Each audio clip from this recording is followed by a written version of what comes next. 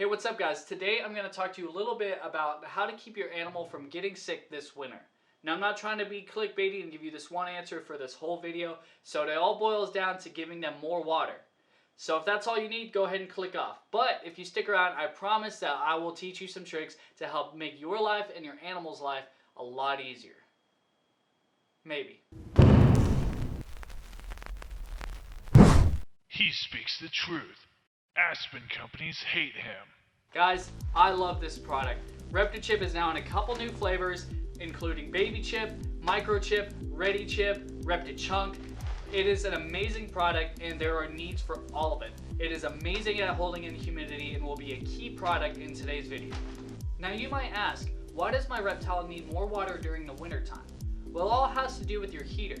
When you kick on your heater and the way it works, it's actually sucking the humidity out of the air. And you're going to start seeing a couple small problems get a little bit bigger because of that lack of humidity.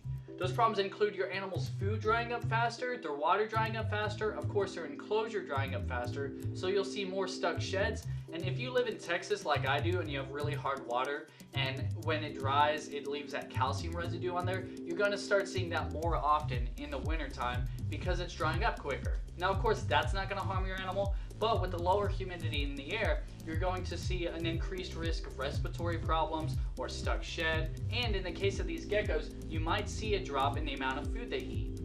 Now one thing that can happen in snakes, bearded dragons, or other lizards, even though the temperature in your house doesn't change, the change in humidity can actually kickstart brumation.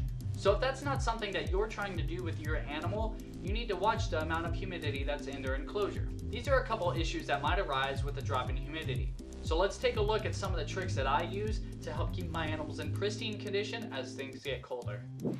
So one of the first things that I change when I kick on the heater for the year is I turn off the automatic mister for the geckos. Now that might seem counterintuitive because you want to keep them humid, right?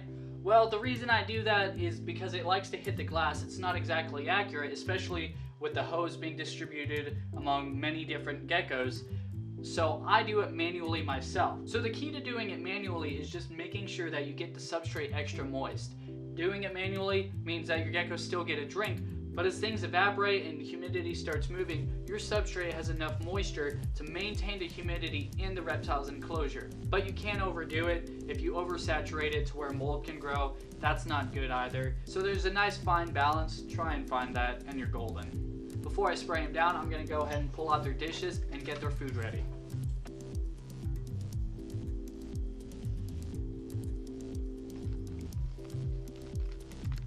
Now if you have an individual pump sprayer that's normally used for like weed eater or something like that, that you have specially labeled for reptiles, that works really well. That's one of the 5 things I listed in my video where I talk about different hacks that you can use and different things that you need if you're going to keep reptiles. I'll go ahead and link that below to where you can watch it if you want.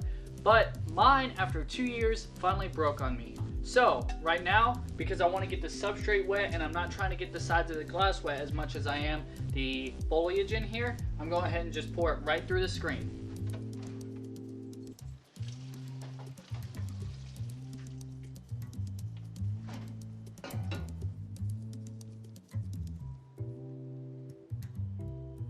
And to make sure I get the substrate properly,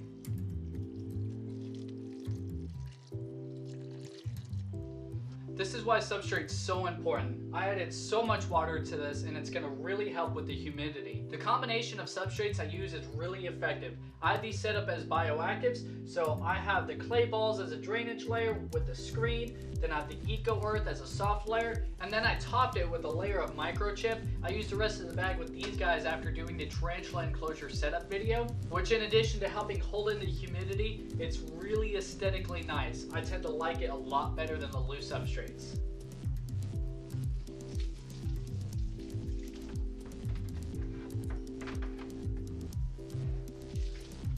Now typically with food, I go for a ketchup-like consistency. But with the lower humidity, I like to make it a little more liquidy. That way, as this dries up, it doesn't get to the point where your gecko can't eat it. So it takes them a little longer to finish it off, but you'll notice that they're eating a little bit more than they otherwise would have had you not added a little bit of water to their food. So it might be kind of hard to see, but this is what I'm talking about. This is that hard calcium that's left behind as the water dries up. And while the water is safe for reptiles, it's not very nice to look at. You're gonna find more of this with lower humidity, but with proper maintenance and not having a sprayer on, it's gonna save you from a lot of this, and it makes your enclosures just look a lot nicer. So guys, I'm telling you, it pays to pay attention. You're gonna notice this stuff in the small things. Your gecko's food dishes, your tarantula's water dishes, or if you have a desert species, their little mossy hide, you're gonna notice that drying up quicker. So it makes a world of difference to pay attention to those details and make those small adjustments. Your animals are going to be much better off. Now that's not to say that your reptiles will never get sick or never get a stuck shed. These animals live a long time and things happen. But making these small adjustments really helps your animal thrive, and it really helps simulate their natural environment. But guys, let me know if there's anything that you change up seasonally or a tactic that you use for brumation. I want to know about it. Put it down in the comments. Also, if you haven't already, like this video, subscribe, hit that bell notification. I appreciate it all. Thanks so much for watching, and I'll see you guys next time.